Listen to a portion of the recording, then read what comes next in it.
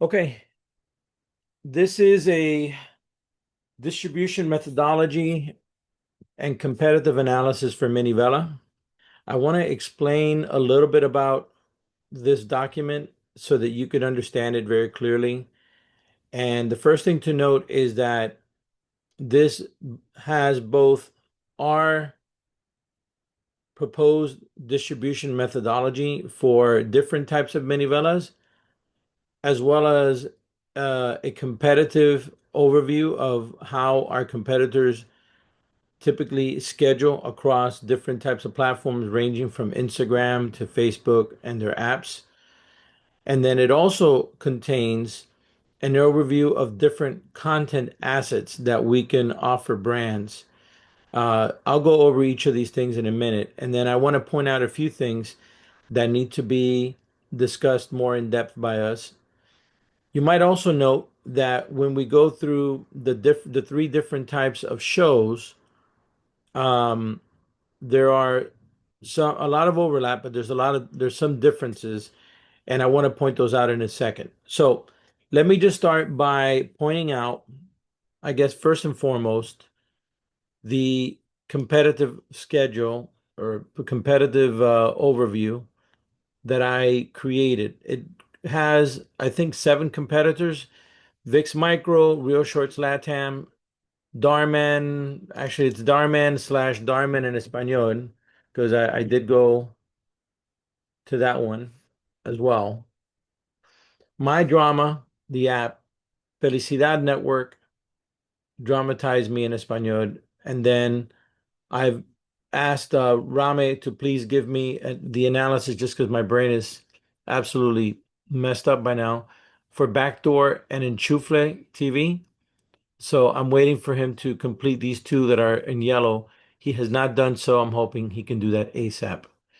And then I did note that Short Max is a disaster, so don't even worry about that. And Love Buster might be an ideal one for us as a partner, because it seems that they don't really have their stuff together for the Hispanic or Spanish language market. So more about that later. But right now, I just wanted you to understand that I have done an analysis of each of them as they apply to how they post on Instagram, TikTok, YouTube, YouTube Shorts, Facebook, their app, and X.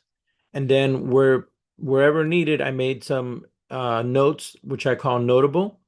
And then there's an item or two that's called extra. It is extremely worthwhile to look at this tab first, because it will show you what would become rationale for how I'm proposing that we treat our own uh, types of shows. Okay, so read this one. I think it's extremely explicitly precise, because I try to make it very precise in terms of understanding the competitive landscape. And just note that two big ones are missing yet: Backdoor and Enchufle. I'm hoping that Rame will have that.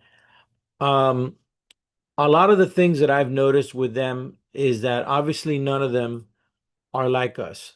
They're not, and nobody is precisely like us at all.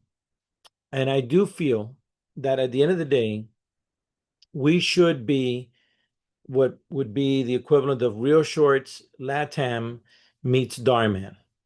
And I mean that in a good way. I think Darman is actually an extremely great platform, not just because he's huge, and a lot of his stories are actually very simple, very relatable, like very, not even extremely well written, by the way, but he puts out so much content and goes over so many stories that are going to sound familiar, because there's really nothing on the story front that's very innovative. It's literally very kid oriented, etc. Uh, you'll see that in in my notes. But what is good about it is that he does stories with a purpose. Their stories are to change the world, and he positions himself as like a very humanistic storytelling platform. Um, he does have a lot of accounts, by the way, beyond the big ones well, all of his accounts are big. It's just that some are ridiculously big compared to others, but he's got some inactive accounts that have millions of fans, and they're like really inactive compared to his main platforms on Darman. Some of it is on some platforms he uses his name directly. On others, it's Darman Studios. It kind of alternates. You'll see some of those notes in this, but essentially, Darman, I think, is great for us because I like that approach of showing that our stories go beyond the pale, right? Beyond the novela and the sex and the craziness. Real Shorts Latam, by the way, they really push the envelope. It's interesting. They even have one story that's a Christmas story. I mean, it's going to be crazy for you what you're going to hear. That not only has a homeless guy that this woman and him get entangled, but at one point she busts her boyfriend in a drive-through. She's working at a drive-through and she busts her boyfriend with a woman who is doing something to him, literally very almost explicitly. Actually, it's explicit except you don't see the actual exact act, but it's one of the ways that they grab your attention by showing you that. And then there's another scene where the former homeless guy ends up being a hunk and he's practically nude in front of her and she's checking him out. Like they really are very, very racy on purpose. So even a Christmas music gets the racy treatment. A lot of their actors are hunky type guys and pretty girls. So it's just something to note about them. But anyways, this document is very explanatory.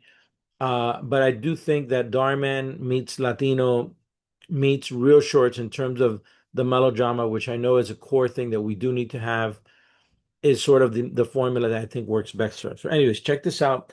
I also talk about the strategy that different platforms use in terms of how they consecutive post. Yes, consecutive post is pretty much with at least with all of the ones that I looked at, for the most part, it's a common thing, but it's what you do before in the seasoning and after in terms of the dessert and other things that you offer that is also important to capturing an audience. I'm sure that there's advertising, which of course we have not done, and that's probably been crippling for us now that we know the formulas. But this consecutive post strategy is important, and I'm going to discuss that in this document. You'll see it again, but I did look at that very carefully across all their platforms, and I would say Darman is the one that has the most eclectic approach across different types of platforms as to what kind of posts that they put up and how they edit them, etc. Again, I tried to note everything that I could here so that you would have that. All right. Then I created another document. This is very simple. This is a very generic version of what I call the content assets for social. And I put here how those content assets, how they tend to be more appropriate for certain times of the marketing. So I noted what goes out before week before launch, launch week, a week after launch, 2 weeks after launch, and then 3 weeks after launch. The thing that will vary as you now we go into the more granular by type of show.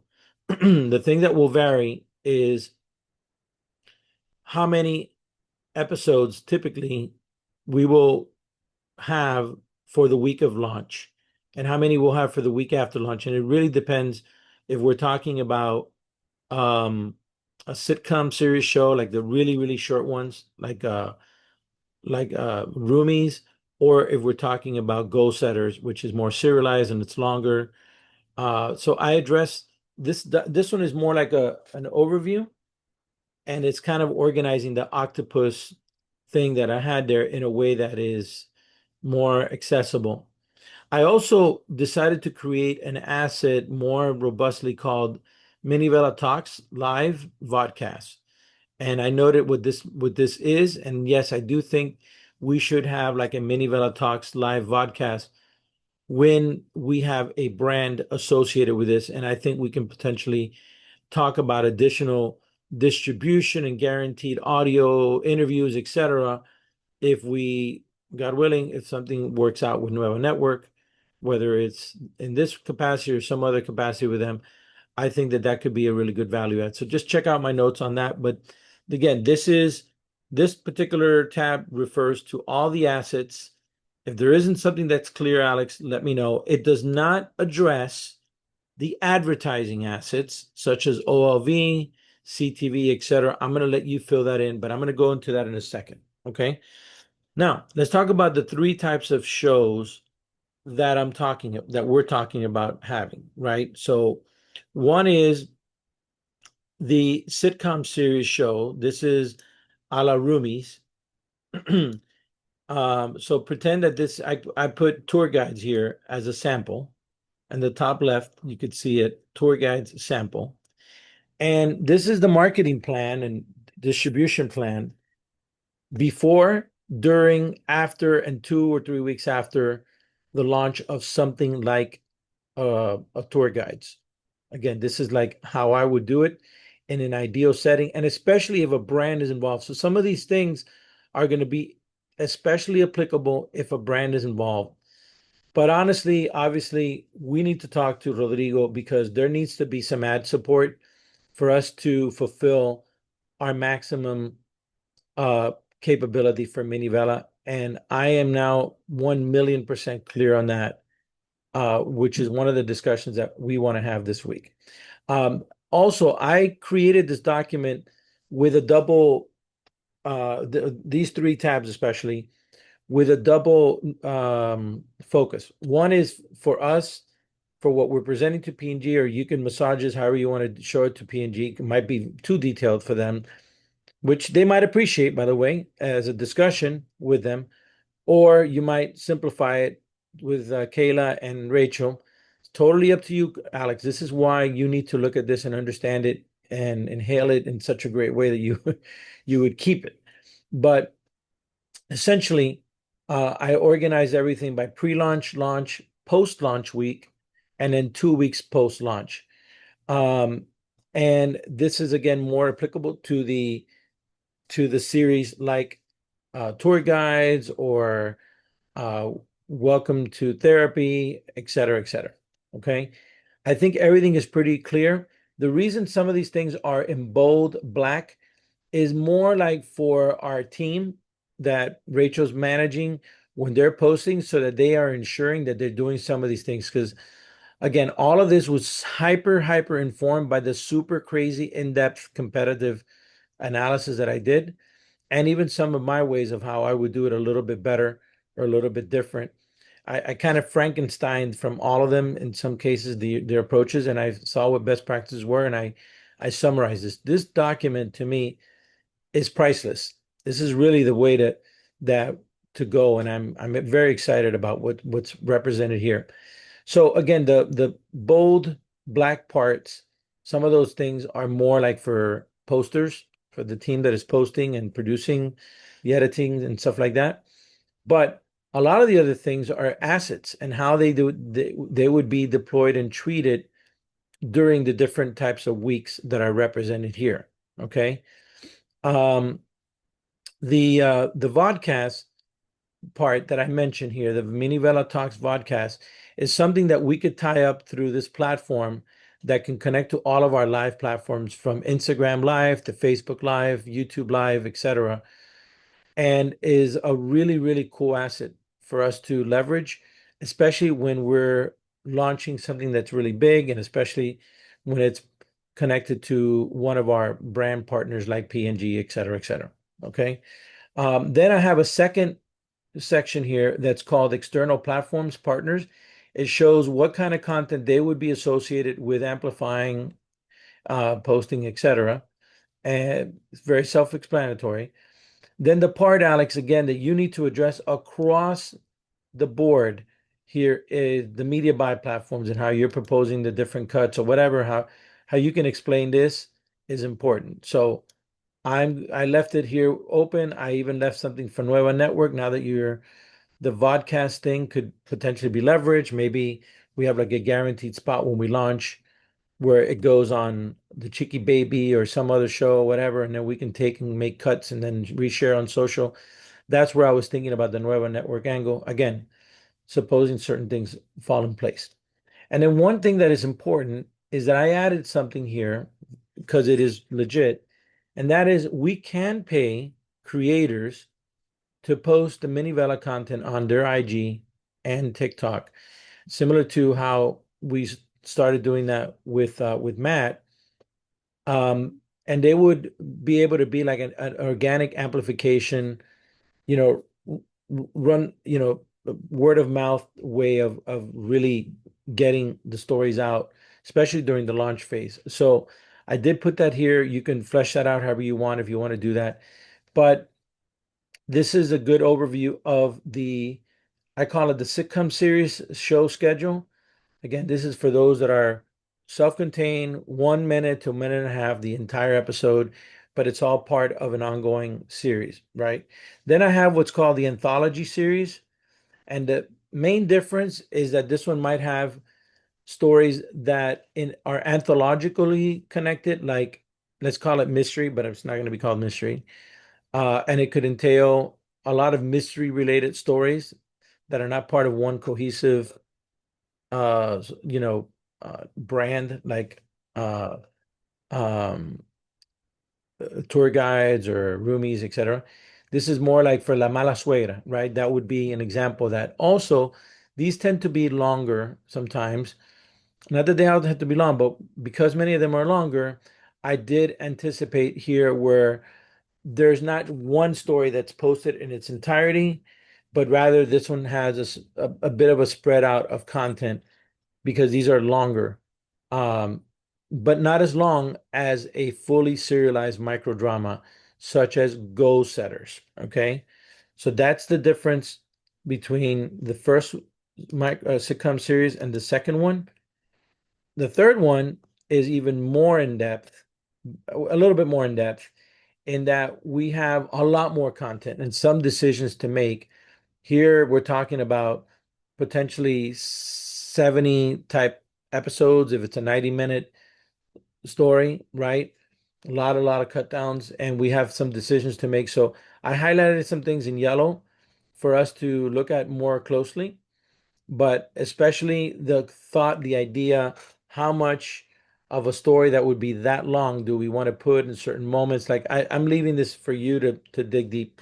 Again, there's a whole section that you'll probably replicate for the most part about media buying platforms, and it mentions again a network, et cetera, et cetera. So this is the entire thing here.